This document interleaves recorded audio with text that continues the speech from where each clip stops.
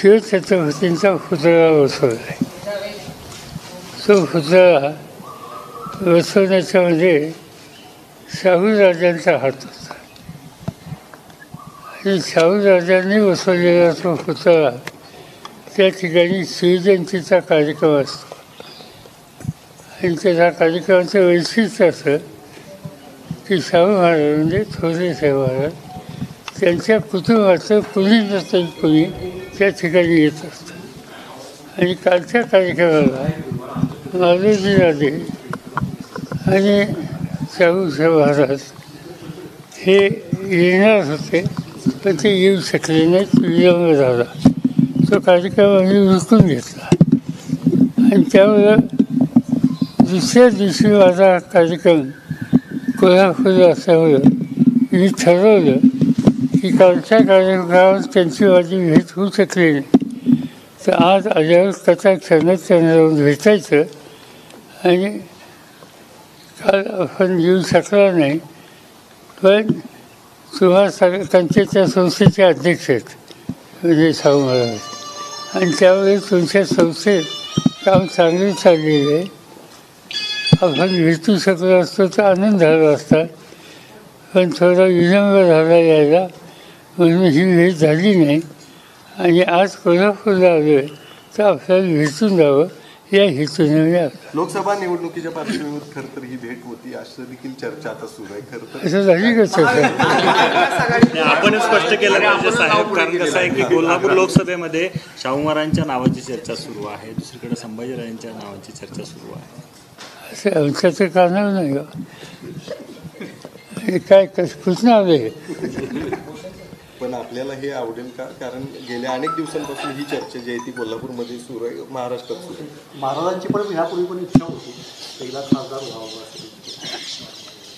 मी इतके वर्ष येतोय कधी माझ्या कानावर कोणी घातलं नाही, पण आता तुम्ही विषयच काढला तर या विषयाच्या संबंधीचा निर्णय घ्यायचा मला एकट्याला अधिकार नाही.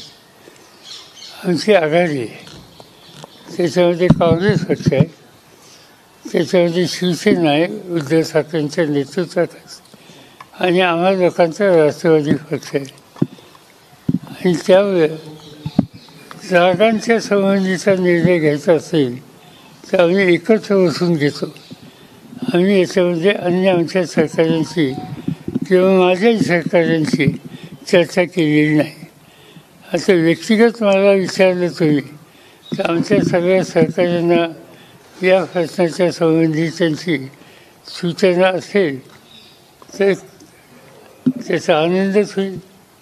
पण प्रत्यक्ष राजकारणात त्यांचा फारसा सहभाग नसतो, सामाजिक कामात त्यांचा सहभाग असतो.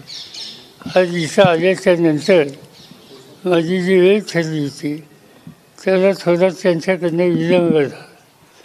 मला आश्चर्य वाटतं, असं कधी होत नाही. पण नंतर कळलं की व्यंकटराव भोसले एक उपयुक्तांच्यामध्ये काम करणारा व्यक्ती भटक्या विमुक्त जातीचा, त्यांच्या कार्यक्रमाला ते गेले. व्यंकटरावच्या कार्यक्रमाला ते गेले आणि आम्हाला त्यासाठी काही वेळ थांबायला लागलं. याचा अर्थ हा आहे की थोरल्या शाहू राजांचा जो विचार होता तो ते आधी चालवतात. आम्हा लोकांच्या भेटीपेक्षा या उपेक्षित समाजात काम करणारा व्यंकटराव त्याची भेट त्यांना महत्त्वाची वाटली.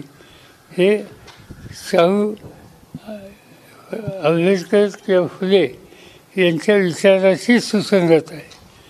आणि त्यामुळं आम्हाला आनंद होईल की ते कधी राजकीय निकाल घेत नाहीत, राजकीय पक्षामध्ये कधी सहभागी झालेले असं मी तर फायदे नाही. सामुदायिक अनेक कार्यक्रमाला त्यांची उपस्थिती असते. आणि उद्या तुम्ही जे काय म्हणता अशी चर्चा कोल्हापुरात असेल आणि कोल्हापूरकरांची ही भावना असेल तर मी तर मागाशी सांगितलं की आमच्या अन्य सहकाऱ्यांशी मी काही बोललेलं नाही, पण व्यक्तीचा मला अतिशय आनंद होईल. मराठा आरक्षण निर्णय झालेला आहे, 10% आरक्षण दिलेलं आहे, काय सांगू त्यापूर्वी ते टिकलं नाही, आता पुन्हा एकदा तसं आम्हा लोकांचं सरकार होतं त्यावेळेला हायकोर्टाच्या लेवललाच गेलं. नंतर देवेंद्र फडणवीसच्या काळामध्ये हायकोर्टातनं क्लिअर झालं, पण सुप्रीम कोर्टाने ते नाकारलं. यावेळेला तोच ड्राफ्ट आहे. तसाचा तसा प्रस्ताव विधानसभेने मान्य केलेला आहे आणि याला सगळ्यांनी एक वर्षाने पाठिंबा दिला आहे. आता हे सुप्रीम कोर्टात काय होईल याच्यावर त्याचं खरं भवितव्य आहे आणि त्यामुळे ते आज काही सांगता येणार नाही. यापूर्वीचे कोर्टाचे निकाल हे अनुकूल नाहीत. महाविकास आघाडीच्या उमेदवारांची घोषणा साधारण कधीपर्यंत होईल? कारण चर्चा सुरू आहे, कोणत्या तरी नावाची घोषणा होईल. कधीपर्यंत त्याला पूर्णविराम मिळेल? कारण 10 तारीख देण्यात आली होती मागच्या महिन्याची. नाही, आता कसं झालं आहे, 48 जागा आहेत. 48 जागामध्ये 39 जागेपर्यंत आमच्यात एक होत आहे. एक 5-6 जागा शिल्लक आहेत. आमची भेट होऊ शकली नाही.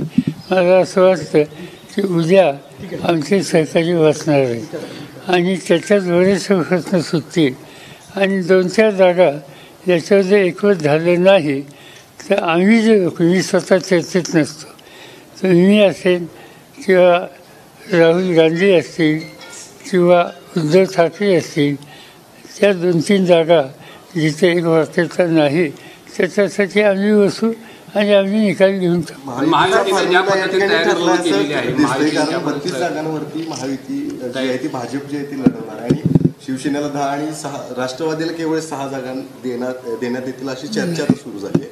मला माहिती हा त्यांचा अंतर्गत प्रश्न आहे. पण एकनाथ साहेब ज्या पद्धतीनं महायुतीनं तयारी सुरू केलेली आहे, 45+, 400+ वगैरे, त्या महाविकास आघाडीला आव्हान वाटतंय का? नाही, मला थोडं त्यांच्याकडनं कमतरता अशी पार्लमेंटमध्ये एकंदर जागा 488 आहेत ना किती?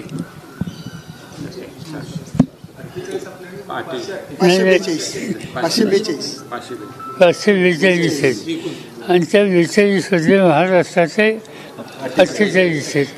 त्यामुळे ते 40 किंवा 400 हे सांगतात ते कमी सांगतात. ते त्यांनी खरं 48 सांगायला हवे होते आणि देशातल्या एकूण जागा आहेत त्या सर्व जागा त्यांनी आम्ही जिंकणार आहोत असं सांगायला हवे. त्यामुळे इथनं पुढं त्यांनी 11 सांगताना सुधारणा करावी एवढाच माझा सल्ला. मराठा आरक्षणासाठी मनोज जरांगे पाटील प्राणपणाला लावून लढतायत, त्याची फसवणूक पुन्हा एकदा झाली. ओबीसीतून मराठ्यांना आरक्षण द्यावं अशी मागणी मनोज जरांगे पाटलांनी केली. असं आहे की त्यांचं मी स्टेटमेंट आता पाहिलं की उद्याच्याला त्यांनी बैठक बोलवली.